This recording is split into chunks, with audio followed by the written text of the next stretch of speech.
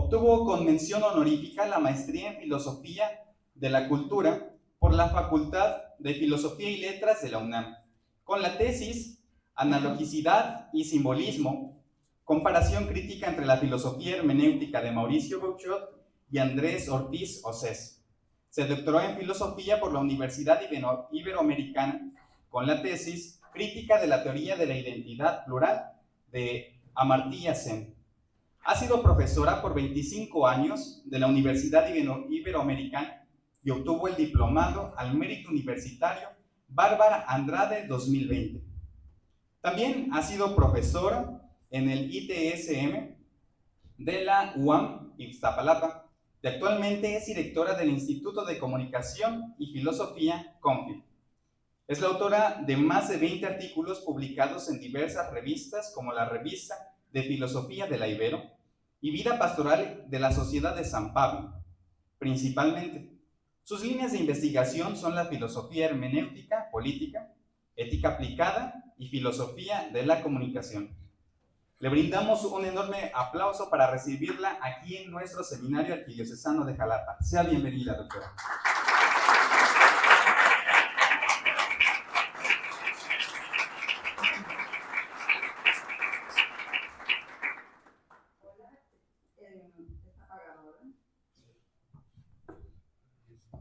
Hola a todos, me da muchísimo gusto estar aquí, agradezco esta presentación tan bonita, pero sobre todo quiero decirles que me siento muy distinguida por la invitación y es para mí un honor poder compartir algo de mis reflexiones con todos ustedes. Entonces, de veras, muchísimas gracias. Bueno, pues entonces, pues voy a empezar. Tengo aquí esta sencilla presentación. ¿Cómo se ve así? Tengo que dirigirlo acá, yo creo, ¿verdad? Ah, por acá está. ¿Dónde? Acá. A ver. Así, avanza. Prendí otra cosa.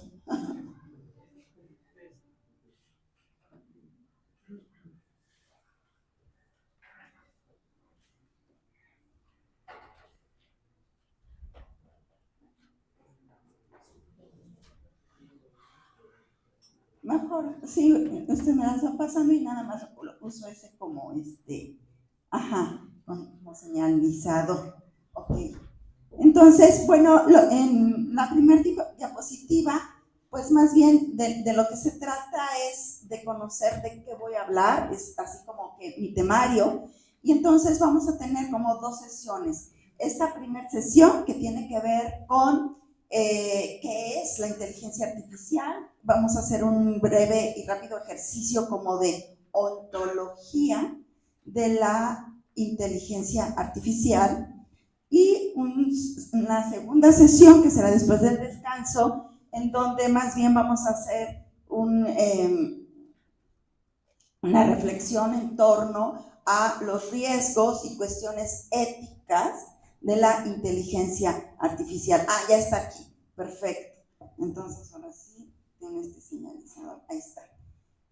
Sesión 2, algunos riesgos de la IA y el contexto religioso. Bueno, entonces pasamos a la siguiente. La metodología que voy a utilizar en este caso será primero una exposición por mi parte, con atención simultánea a comentarios de audiencia. En este sentido, quiero decirles que muchos profesores siempre dicen, ay, no me gusta que me interrumpan. ¿Y qué creen? A mí sí me gusta.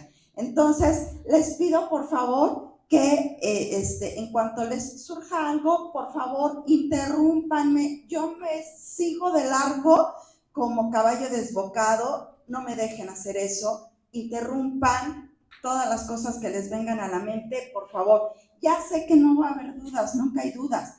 Lo que yo espero de ustedes más bien son comentarios que enriquezcan la presentación, que tiene que ver cómo cosas con las que ustedes están relacionando el punto con el que hablamos con lo que ustedes ya saben, con sus presaberes, ¿sí? Y eso nos ayuda muchísimo a conectar entre nosotros. Entonces, si yo marco algún tema y tú sabes incluso más de lo que se está diciendo, pues compártelo en ese momento con el grupo y así todo se enriquece, ¿no? Entonces, eso sería, y esto sería pues más o menos 50 minutos. La verdad es que pues ahorita ya estamos avanzados, entonces voy a tratar de ser un poco más rápida. Y después vamos a tener una actividad en equipos. Les pido por favor que visualmente ya ahorita como que se vayan poniendo de acuerdo. Necesitamos que sean de 5 integrantes, porque me parece que es el número ideal para discutir, pero si a la mera hora ustedes nada más se organizan 4 o se organizan 6, está bien, no hay problema. Entonces, aquí yo les traje unas preguntas para que discutan entre ustedes en el equipo la cuestión que les haya tocado, y después se trata de compartir la respuesta con el grupo. Bueno, entonces empezamos. Esta es así como que la segunda portadita. Lo primero sería pues cuestionarnos acerca de cuál es la relevancia del estudio de la IA. Y para eso me estoy apoyando en Sun Tzu, este milenario sabio chino que escribió esta obra que se llama El arte de la guerra. Y ahí él nos hace son 3 recomendaciones que yo quiero destacar. Primero, lo que él dice es: conoce a tu enemigo. Segundo, elige tus batallas. Y tercero, mejora tus armas. Entonces, no estoy diciendo que la inteligencia artificial sea nuestro enemigo.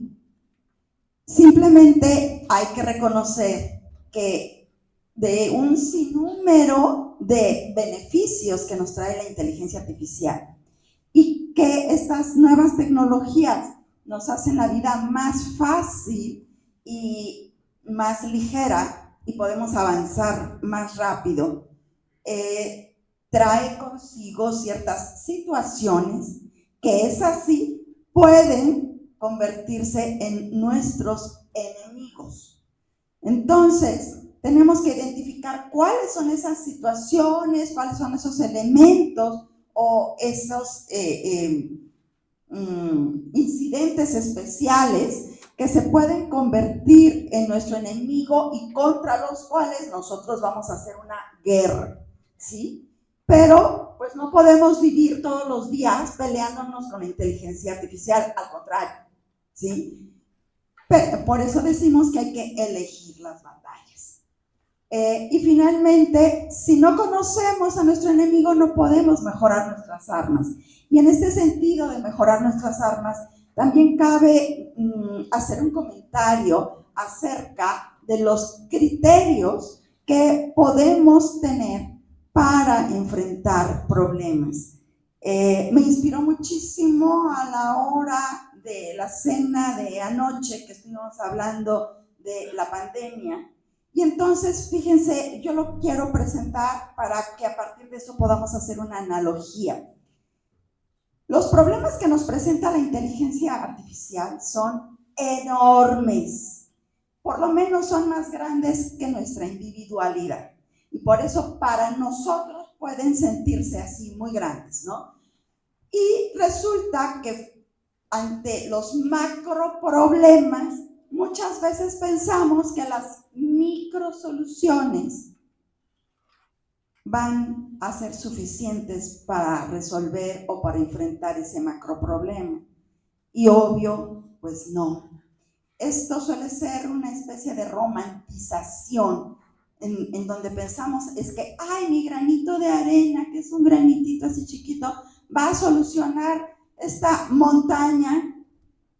La verdad no. Ayuda.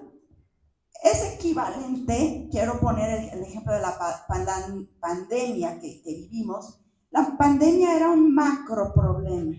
Era una cosa a nivel planetario, no era algo que existiera aquí en Jalapa o en Ciudad de México. Existía en todo el planeta, todos los rincones.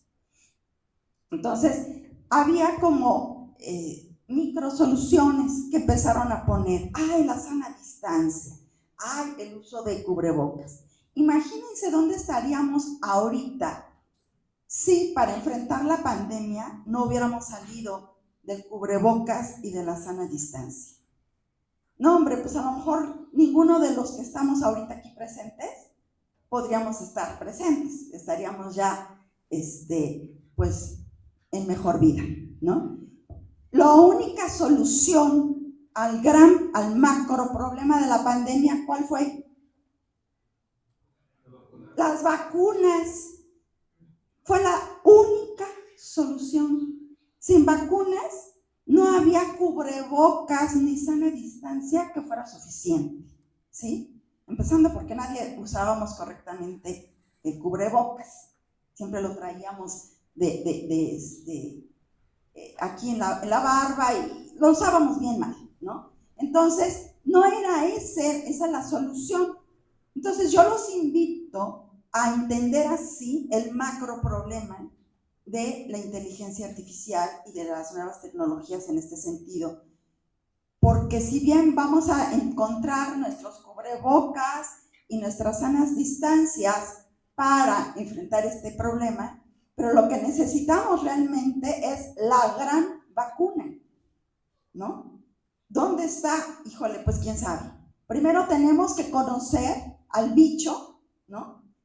¿Cómo es? ¿En qué consiste? ¿Cómo opera? Y ya hasta después veríamos cómo debe ser nuestra vacuna, ¿no? Entonces, empezamos en este sentido, por favor. ¿Sí?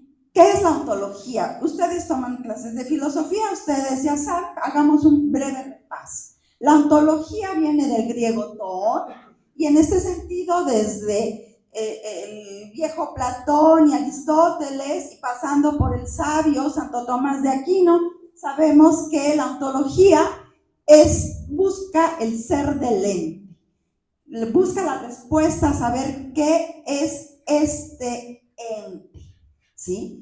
Y para llegar a eso, pues hay diferentes como campos de la ontología.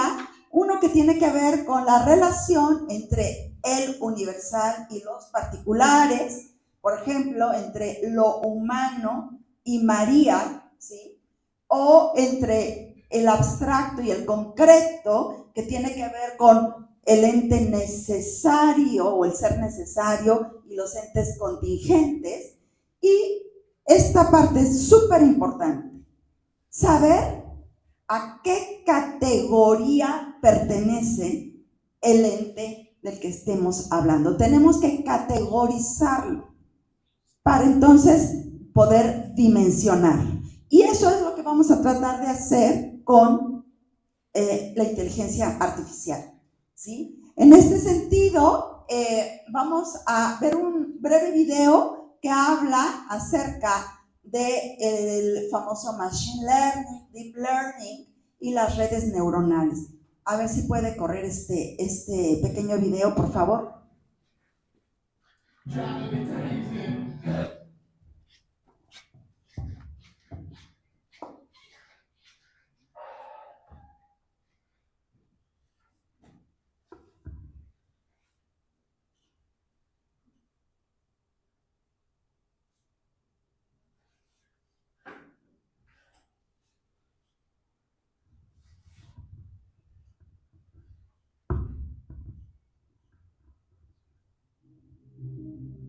Si vamos a iniciar un viaje a las entrañas del campo de la inteligencia artificial, antes debemos conocer bien el terreno por el que nos estamos moviendo. Y para eso necesitamos un mapa. No me refiero a un mapa físico, sino a un mapa conceptual.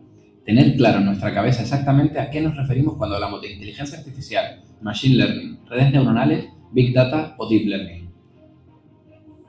Muchos conceptos que normalmente se solapan o se interpretan de manera diferente y que al final acaban siendo utilizados con mucha confusión. Vamos a verlos.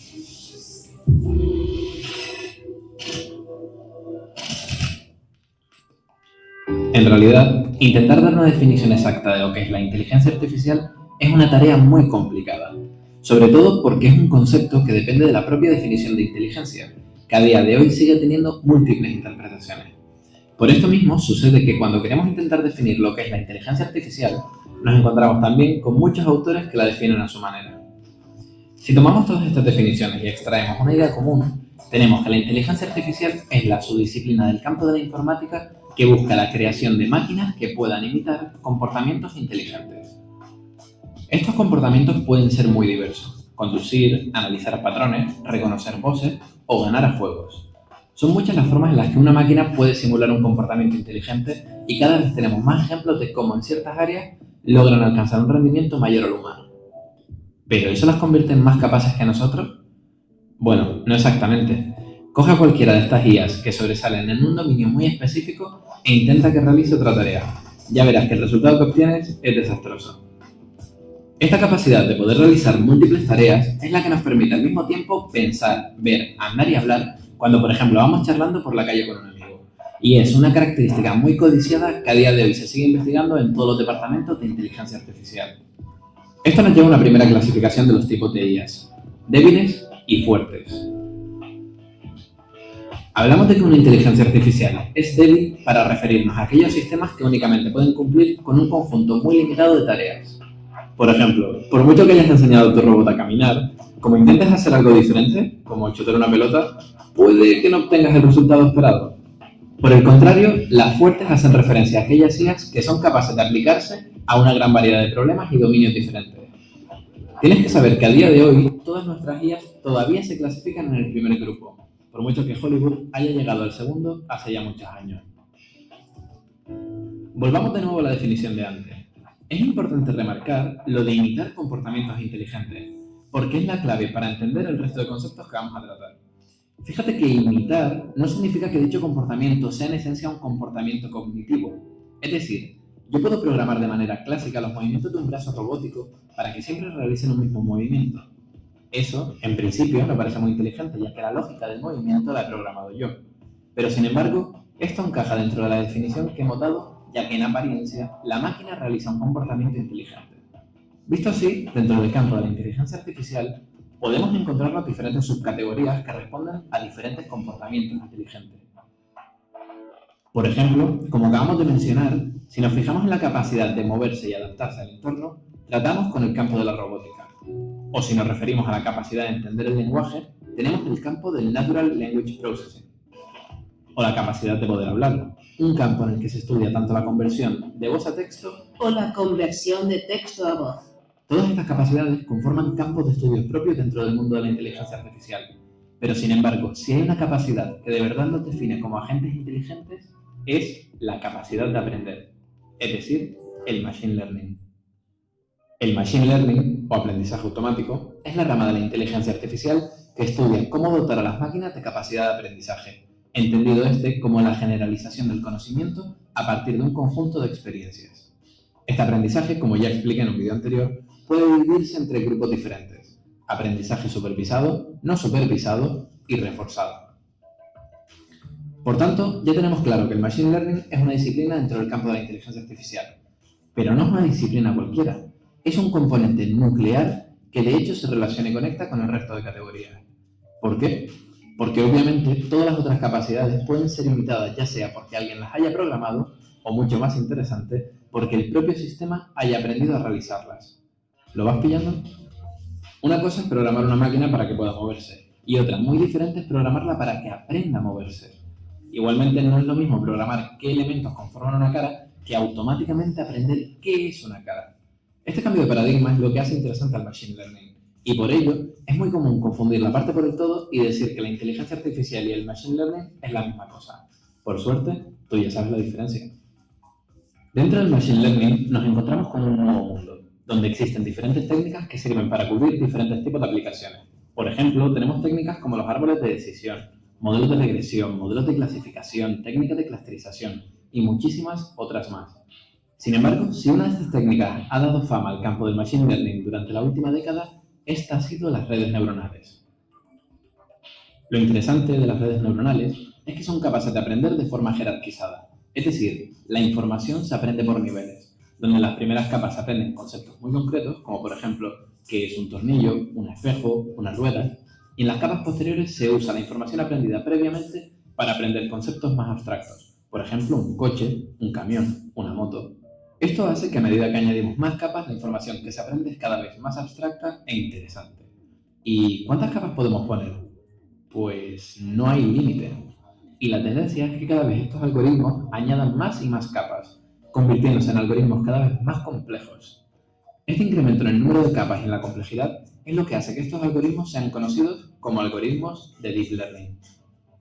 Seguro que esto del Deep Learning, o aprendizaje profundo, ya lo has escuchado antes, y es que es un concepto que se ha puesto muy de moda en los últimos años. Pero, ¿en realidad necesitamos estas técnicas tan complejas? Pues la realidad es que sí. Piensa que estas técnicas se entrenan y aprenden a partir de los datos, y actualmente nos encontramos inmersos en la era de la información.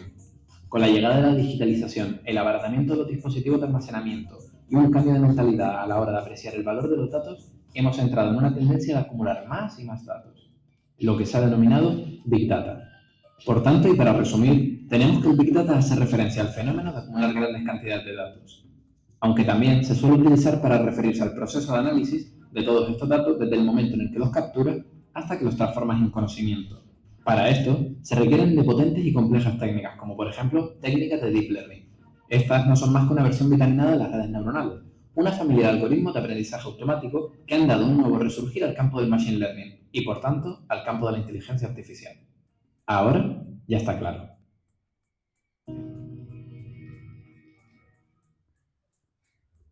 Aquí viene una frase importante. No, ya. Ok. Ahí está. Las máquinas podrán hacer cualquier cosa que hagan las personas, porque las personas no son más que máquinas. Marvin Minsky. Hay mucha gente que piensa así. Muchísima gente. Es realmente predominante este pensamiento entre los científicos que se dedican precisamente a todo esto. Entonces, bueno, vamos a hacer un pequeño repaso a ver qué tanto captamos lo que vimos, porque no es lo mismo ver un video que habla así como que bien rápido y luego nosotros pues captamos como que más despacito, ¿no? Entonces, si podemos pasar a la siguiente diapositiva, por favor.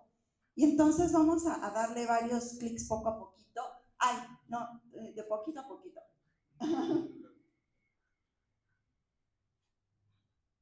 Bueno, tenemos entonces estos tres elementos: Deep Learning, Machine Learning y la inteligencia artificial. Entonces, a ver, compañero, perdón, ¿cuál es tu nombre?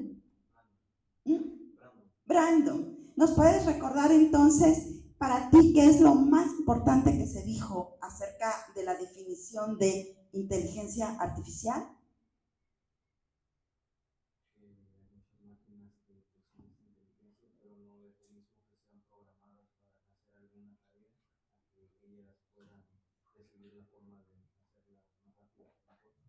Ok, muchas gracias. En este caso, si puede, un clic. La parte que yo pensaba como importante es esta, de que las máquinas imitan el comportamiento humano, ¿sí?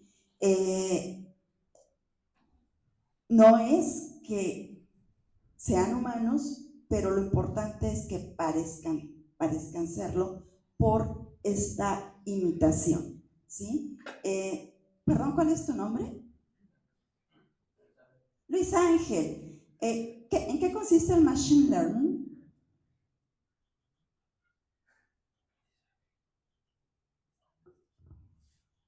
Ay, ayúdenle. ¿Quién le puede ayudar?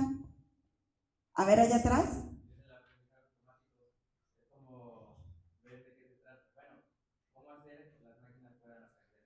¿Cómo hacerle para que las máquinas, y entre comillas, puedan aprender? A ver, otro clic.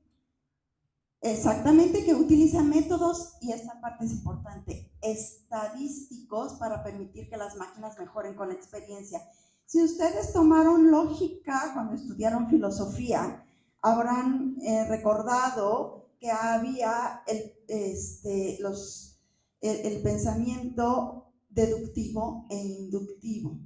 Y a través de la deducción se conserva la verdad. Pero a través de la inducción no conseguimos verdad. Lo que conseguimos es probabilidad, ¿sí? Entonces, la estadística es el instrumento del conocimiento inductivo. A partir de muchos individuales se llegan a conclusiones generales, nunca universales. Por lo mismo, no conduce a la verdad, pero sí conduce a la probabilidad. Y eso es como opera la inteligencia artificial, especialmente en el machine learning, ¿sí? Llega a altísimas probabilidades, 99.9, pero en eso no consiste la verdad, es una generalidad solamente, ¿sí? Gracias. Y pasamos últimamente al Deep Learning. A ver, ¿quién nos puede compartir qué es el Deep Learning? Aquí un voluntario. ¿Cómo te llamas? Voluntariamente a fuerzas. ¿Nos recuerdas un poquito del Deep Learning?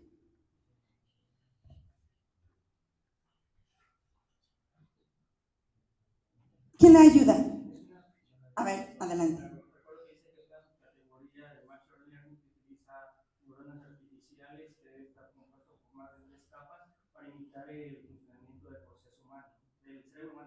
Muy bien, muchas gracias. A ver el clip. Efectivamente dice que es un subconjunto del machine learning que hace factible el cálculo de redes neuronales multicapa, ¿no? Entonces ahora sigue el siguiente clip, en donde nos damos cuenta que todo esto tiene como piso, como suelo, que lo hace posible el Big Data, que es precisamente de lo que se estudia en estas ciencias de los datos, ¿no? El Data Science. Entonces, pues está complicado.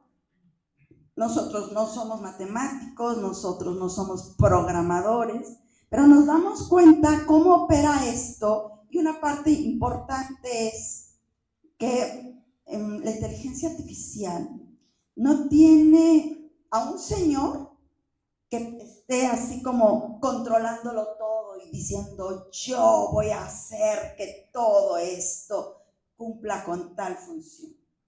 Eso es así como que parte de los relatos, ¿no? Del siglo XIX, donde había una mente maquiavélica que todo lo iba a controlar. Lo que tenemos ahora es que ¿quiénes están alimentando los datos que forman el machine learning y el deep learning? Son equipos integrados por otros equipos de seres humanos que están repartidos en todo el mundo. Entonces, no es que hay estos que están aquí en San Francisco, sean los que están haciendo eso. No. Contratan a gente en diferentes partes del mundo que son pequeños equipos que forman parte de otros equipos, de individuos, ¿sí? Y que todos están alimentando en diferentes campos a la inteligencia artificial que, para ser más exactos, sería como generativa, ¿no? Es el nombre que se le da. Entonces avanzamos un poquito.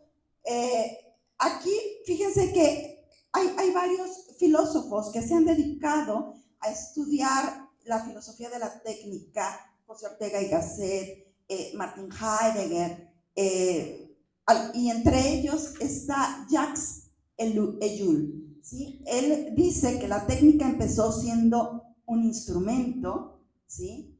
Pasó a construir un sistema y ahora se ha erigido un medio entendiéndolo como la palabra en inglés nos da un significado más exacto, en environment, ¿sí?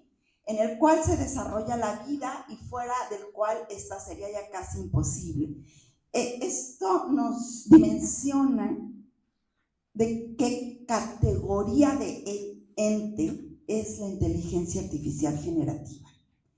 Nosotros siempre decimos, ay, es que es una herramienta. Sí, lo es, pero no es una herramienta como el martillo, no es una herramienta como el cuchillo que podemos usar o no usar dependiendo de nuestras necesidades, sino que Jacques Ellul nos da cuenta de cómo esta simple herramienta a su vez se convierte en algo mucho más agresivo para la mente humana, que es un sistema complejo.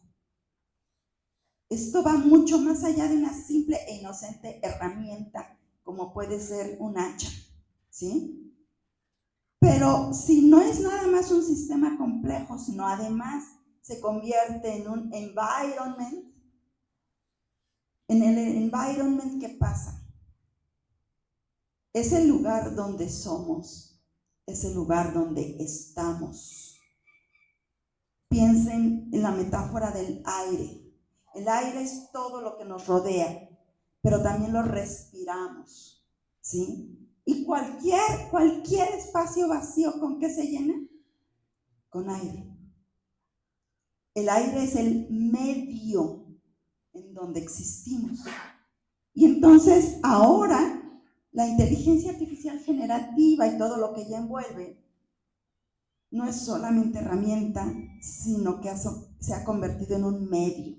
Entonces el medio no es algo que podamos dejar de usar nada más porque en este instante no lo necesitamos.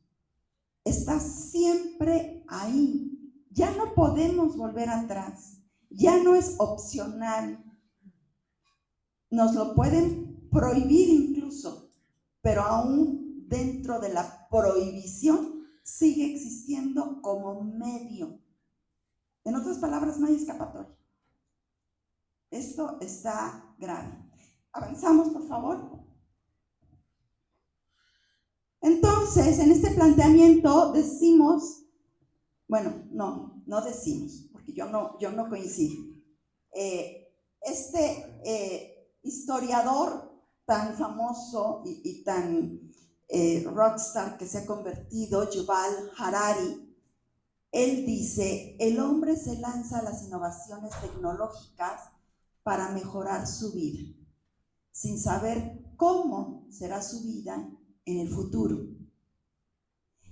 Y cuando pasan los años descubre una existencia no agradable, pero ya no puede volver atrás. Y esto no es una apreciación, es una realidad. Ya no podemos volver atrás, aunque quisiéramos, ¿sí? No es una opción. Pero bueno, dentro de la IA tenemos que también tener claro que no es éticamente binaria, o sea, no podemos decir es buena o es mala. Esta parte es buena, esta parte es mala. Toda ella es buena y toda ella puede llegar a ser mala.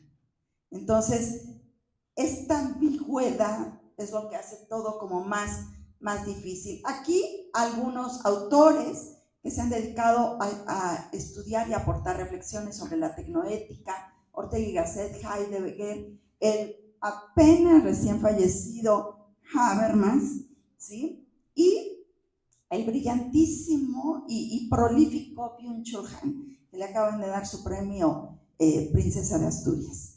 Entonces, avanzamos. Vamos a utilizar para la definición, para lo que es la ontología de la inteligencia artificial, el viejo método genético que también, pues, de algún modo lo utiliza Michel Foucault con esto de la arqueología, ¿no? O lo utiliza un poco Nietzsche con esto de la genealogía. Una breve historia de la IA. Podemos avanzar. Se trata de destacar algunos hitos históricos de la IA para tratar de comprenderlos Y tenemos aquí el caso de Sofía, y para preguntarnos cómo llegamos hasta aquí. Entonces, nos van a presentar un pequeño video de Sofía.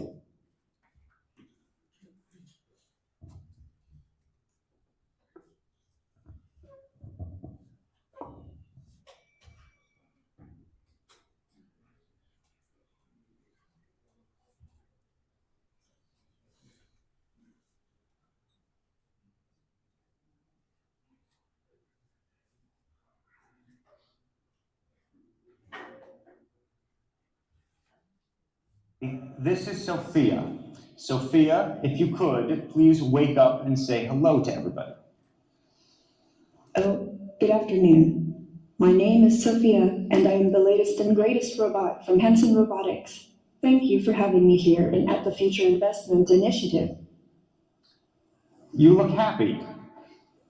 I'm always happy when surrounded by smart people who also happens to be rich and powerful.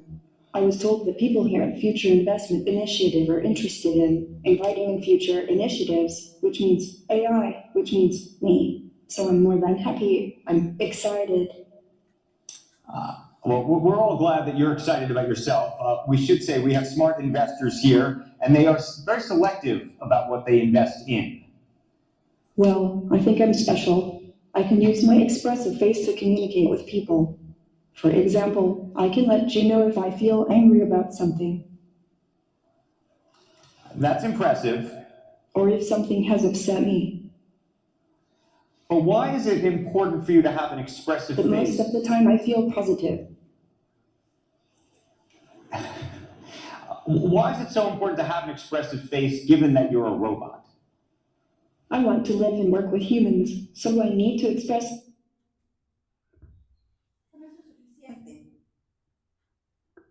Hola, ya. Con eso es suficiente. La verdad es que yo traía un video donde Sofía visitó México. Aquí la verán con un sombrerito porque pues las mujeres calvas como que no se ven lindas, ¿no? Entonces, ya con el sombrerito se ve más linda, le ponen todavía un vestido así como que muy colorido, muy alegre. Ella visitó México, estuvo en Guadalajara, y odio referirme a ella como ella, porque más bien es un eso, esa cosa vino a México, ¿sí? Y yo no sé, esta tendencia que pues yo sí considero que es patriarcal, de que siempre que se trata de humanizar a la inteligencia artificial o a los robots, los tienden mucho a representar como o animalitos o mujeres, ¿no? En este caso es una chica supuestamente de 25 años y se darán cuenta que pues puede sostener una conversación en inglés, solo en inglés. Pero pues esto fue en 2023. Fue en 2023, entonces ya tiene tiempo y resulta que la inteligencia artificial no avanza cada año, sino que avanza cada semana, ¿sí? O sea, es muy rápido la manera en que avanza, y la pregunta es, ¿cómo llegamos hasta aquí? Y bueno, eso fue en el 23. Entonces podemos avanzar un poquito y recordar o tener en cuenta algunos hitos históricos que he seleccionado. Aquí en la imagen de hasta arriba es en 1950, cuando este hombre, que está aquí, que es el famoso Turing, hizo el llamado planteamiento de Turing. Recordemos que este personaje era homosexual y en Londres, donde él vivía, acudía a bares de homosexuales, y allí tenían un juego chistoso que consistía que en un cuartito ponían a un hombre y en otro cuartito ponían a una mujer, y afuera estaba un individuo, un varón, haciéndole preguntas iguales a ambos, y las respuestas las daban como que por escrito. Y el juego consistía en adivinar cuál de ellos era, cuál era la respuesta del hombre y cuál era la respuesta de la mujer, bajo la hipótesis de que las mismas cuestiones no las respondemos igual los hombres por ser hombres que las mujeres por ser mujeres, sino que luego tenemos que revelar nuestro género a través de la respuesta a cualquier tema. Y así se divertían muchísimo en esos bares. Era un juego muy popular. Entonces Turing dijo, ay, pues voy a hacer lo mismo, pero en otro sentido, que en un lado esté un hombre y en el otro lado, en lugar de que sea un hombre, en lugar de que sea una mujer, que sea una computadora, ¿sí? Y entonces el test consiste en saber identificar la respuesta que da un ser humano, representado por un varón, con respecto a la respuesta que puede dar una computadora. Y que ese sesgo se tiene que evidenciar en el escrito. Desafortunadamente esto ya está muy superado. Los profesores, no de Jalapa, no de Ciudad de México, sino del mundo entero, padecemos muchísimo. Porque ahora tenemos que andar distinguiendo las respuestas en los exámenes o las respuestas en el desarrollo de un ensayo de nuestros alumnos, y tenemos que estar adivinando cuál sí lo hizo nuestro alumno y cuál lo hizo ChatGPT. Y pues la mera verdad, la mayoría de las veces, para infortunio de todos, fallamos. Ya no sabemos distinguir cuál es de una máquina y cuál es de un ser humano. Entonces el test de Turing quedó superado, pero el problema que estaba metiendo Turing en ese momento, en 1950, es las máquinas, sí, es cierto que no piensan en este momento, en 1950, van a llegar a poder generar pensamiento. Eso decía Turing, y esa era su no hipótesis, sino el supuesto del que él partía para desarrollar su máquina. En el 56 llegó el momento, pues, épico en que había que nombrar al monstruo. Fue John McCarthy en la conferencia de Dartmouth que acuñó el término inteligencia artificial y quería distinguirla del gran desarrollo de la cibernética, y decía, es que es algo diferente. Pero además quiero decirles que manejó una variedad de nombres acerca de cómo nombrar al monstruo. ¿Por qué eligió el término inteligencia artificial? Por una razón, es más comercial. Es decir, aquí quiero subrayar que la finalidad comercial siempre ha estado desde sus orígenes en el desarrollo de la IA. No es que John McCarthy pensara que la máquina esta con la que él trataba realmente fuera una inteligencia.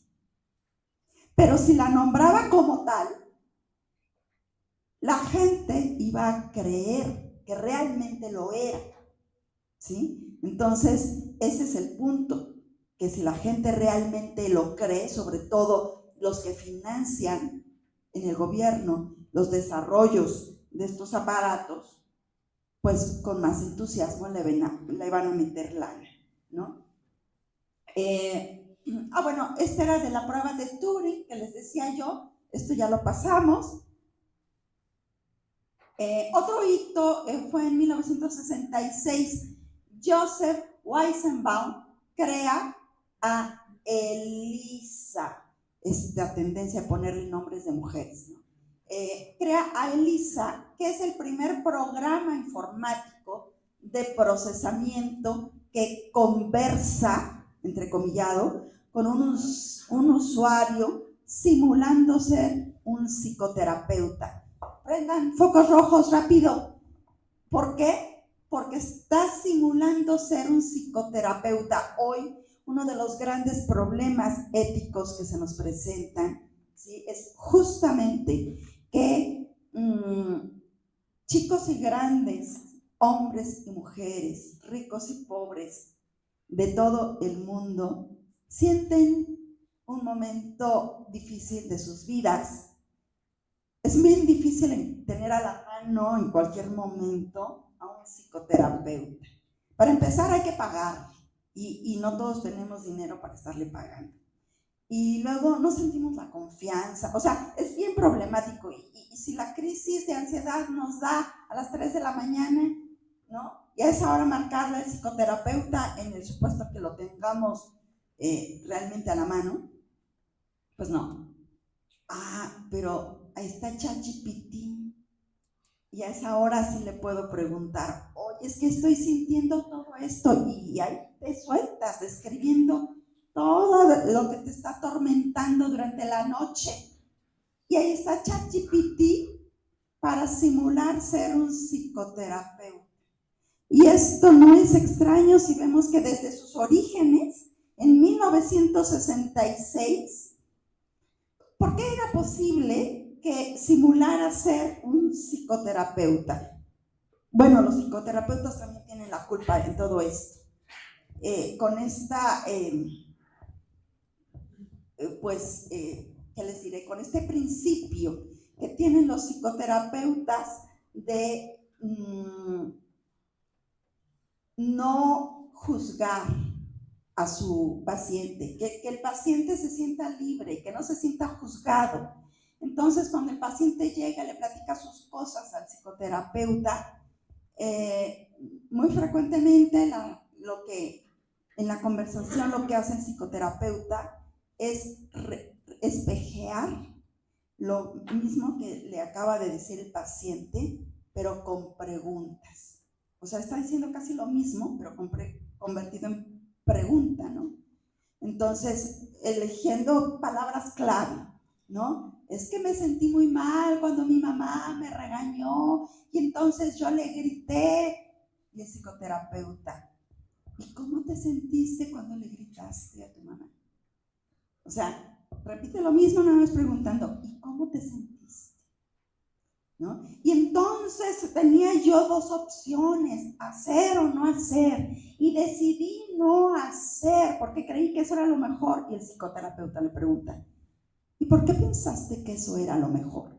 O sea, está repitiendo lo mismo con palabras clave, pero en redacción de pregunta, ¿no? Entonces, eso es justamente lo que hacía Elisa, y por eso fue fácil que conversara identificando estas palabras clave, ¿no? Después tenemos que entre 74 y 80 llegó el conocido como, hoy bautizado, en ese momento no, como invierno de la inteligencia artificial. Fíjense, en esa época se desarrolló muchísimo en filosofía esto que hoy conocemos como la lógica matemática. Seguramente ustedes ya manejaron el famoso libro de lógica matemática de Irving Copy.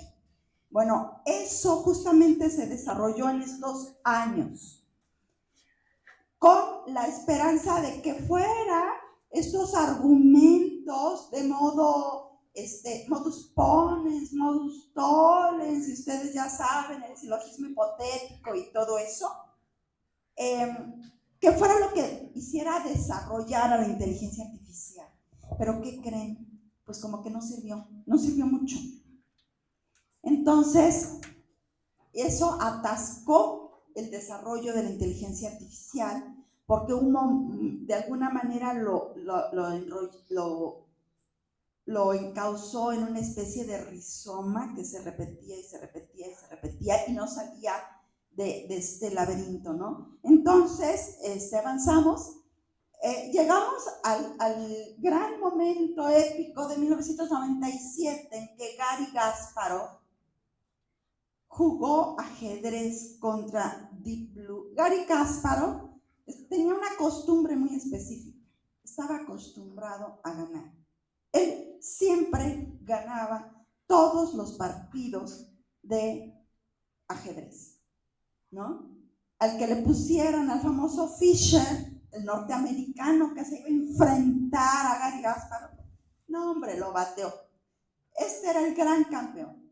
Y entonces dijo, esta mugrosa máquina que tiene forma de trapecio, me va a hacer los mandados. Y ahí se puso él con su famoso cuadernito a hacer sus notitas y dijo, ahora sí, esta mugrosa máquina, vas a ver quién es Gary Kasparov.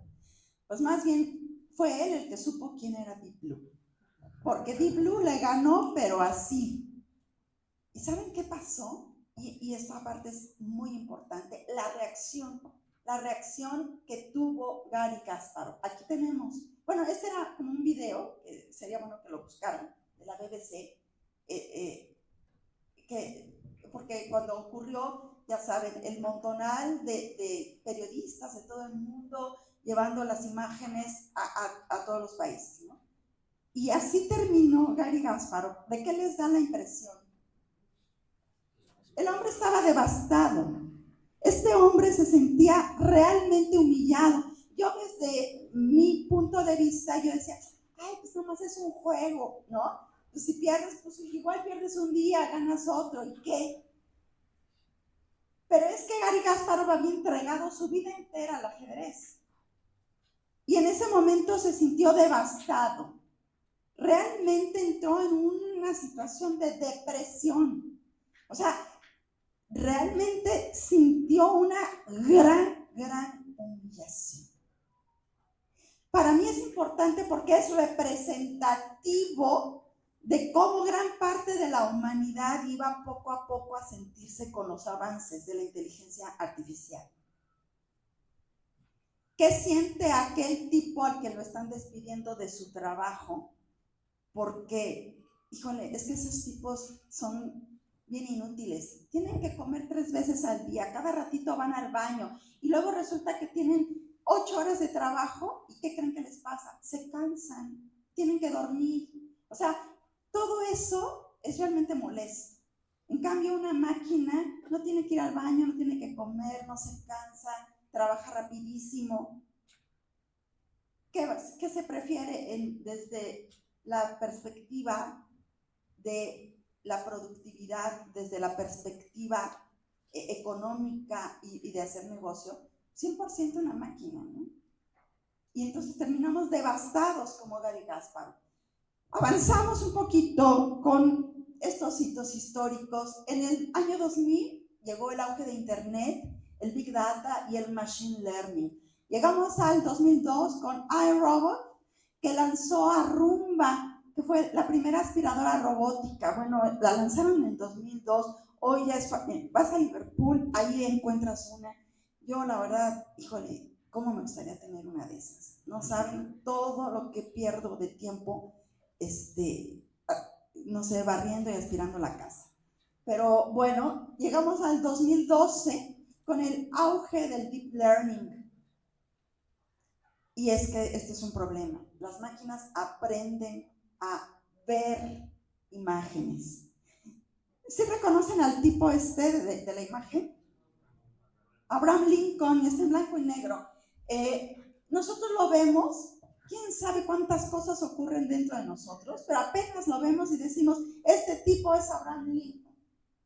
¿Cómo ve una máquina? Bueno, lo pusimos entre comillas porque las máquinas no ven. Pero si seguimos con la metáfora, nos daremos cuenta que los científicos hicieron un esfuerzo enorme para hacer ver a las máquinas. Lo que se les ocurrió fue dividir en muchos cuadritos pequeñitos las imágenes y darse cuenta que hay diferentes tonalidades de grises que integran a esta imagen. Si a cada tonalidad de gris le ponemos un número, pues desde el 1 hasta el 280, por decir algo, tenemos que cada tonalidad de gris tiene un número diferente. Entonces, cuando la máquina ve esta imagen, lo que realmente está viendo la máquina, que las máquinas son bien buenas para los números, lo que realmente están viendo es esto, ¿sí? Puros numeritos, que por aquí hay más oscuritos, por aquí hay más claritos, y entonces Rápidamente en el 2012 llegamos a estas máquinas que logran identificar sonrisas. Y entonces se puso de moda que en los teléfonos celulares luego te marcaba, si recuerdan, ¿no? Te marcaba la sonrisa y ahí era donde se enfocaba. Esto avanzó muchísimo del blanco y negro, al día siguiente ya estaban todo a colores, todos los colores con su numerito, y se les ocurrió a esta cosa llamarla píxeles, y hoy todo el mundo habla de píxeles, que son unos mugrosos cuadritos chiquitos que nosotros no entendemos, pero que las máquinas los entienden perfectamente. Y entonces, esa es la idea, todo lo que existe, traducirlo en números, que es lo que sí entienden estas máquinas. Y pues nosotros somos malos para los números. A ver, rápidamente, 7 más 8, ¿cuánto es? Nos cuesta trabajo, pero las máquinas son bien rápidas para eso, ¿no? Entonces, ellas solo ven números, avanzamos. 2011, Siri se integra al iPhone 4S, en 2014 Amazon lanza Alexa, ¿sí? En 2022, OpenAI lanza ChatGPT en noviembre de 2022. ¿Cuándo se fundó OpenAI? 10 años antes. 10 años antes, en donde gente incluso como Elon Musk y muchos otros grandes inversionistas habían apostado grandes cantidades de dinero para crear esta empresa OpenAI y dijeron, bueno, pues ahorita no, pero le vamos a meter mucha lana y en unos añitos vamos a llegar a esto. Y sí, pasaron muchos años, pero llegaron a lo que buscaban, lanzar ChatGPT, una inteligencia artificial generativa al acceso masivo. ¿Sí? El hecho de que sea algo masivo es la parte más interesante. Y entonces avanzamos. Esto se hizo con esta nueva aplicación que a mí me tiene fascinada, que se llama Notebook LM, ¿sí? Es de Google. Tú le puedes meter un libro así de cortito en PDF de historia de la tecnología y le dices, por favor, hazme una infografía en una línea del tiempo de la inteligencia artificial. Un par de segundos, y es que como está empezando es lenta, ¿no? Un par de segundos son suficientes para que me saque esto con dibujitos y que le podamos entender y que yo diga, mire lo que les hice y pueda presumir, pero yo no lo hice, ¿no? Yo nada más le di la instrucción al aparato. Entonces de aquí pasamos a algo grave, muy grave. Los famosos transhumanismos. ¿Alguien de aquí tiene algún diente, una muela postiza? ¿No? Ay, es que como todos son bien jóvenes, pero nosotros los viejitos, pues ya rápidamente sí tenemos una que otra postiza. ¿Y saben qué es eso? Eso ya me convierte en un cyborg, porque ya tengo algo postizo, ¿sí? Los que han sido operados de la catarata y en esa operación maravillosa les meten allí un lente, ¿sí saben, no? A sus abuelitos a lo mejor ya les hicieron eso, es cosa de viejitos eso también. Les ponen ahí un lente, pero dentro, o sea, ya está como incrustado en tu ojito. Eso ya te convierte en un cyborg. Y así empezamos, pero el trabajo es empezar y nos seguimos. Y podemos llegar ya a pensar en brazos biónicos ¿no? y todo eso que salía en las series antiguas. Eso es la parte del llamado transhumanismo, pero tiene su parte apocalíptica. Hay un señor, Raymond Kurzweil, que es director de tecnología de Google, o sea, es uno de los poderosos, que hace pues ya bastantes años, en 2016, él se atrevió a hacer una predicción, ¿sí? Y sus predicciones eran de este tipo, en 2016. Decía, en 2023 vamos a llegar al término de la era humana. En el 29, la inteligencia artificial va a ser igualita en capacidades a los humanos. Pero en el 45, la IA va a superar con creces, ya definitivamente y para siempre, a los humanos. Según él, la única manera de enfrentar esta catástrofe será a través, precisamente, de la ingeniería genética y convertir a los seres humanos en cyborg. O sea, la gente que se dedica a las inteligencias artificiales como Raymond Kurzweil y compañía sostienen que el único camino, o sea, algo así como la vacuna de la pandemia, para enfrentar esta catástrofe que ocurrirá en el 45, será que nosotros nos convirtamos en cyborgs. Y de eso tratan los transhumanismos. La cosa, pues es seria, porque la pregunta sería, ¿de veras? Eso dice este señor, pero quizá pueda haber otro camino. ¿Avanzamos?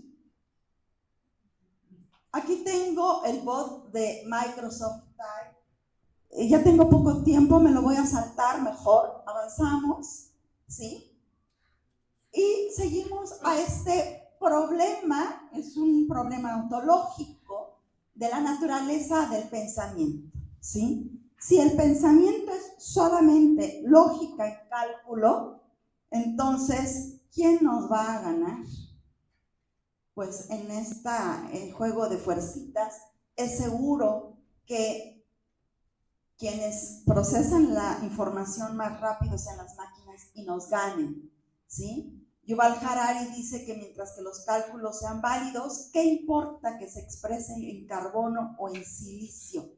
Carbono es de lo que está hecho nuestro cerebro. Entonces, pues habría que tener una postura frente a este problema de la naturaleza del pensamiento. Habrá quien considere que el pensamiento está atado a la materia orgánica.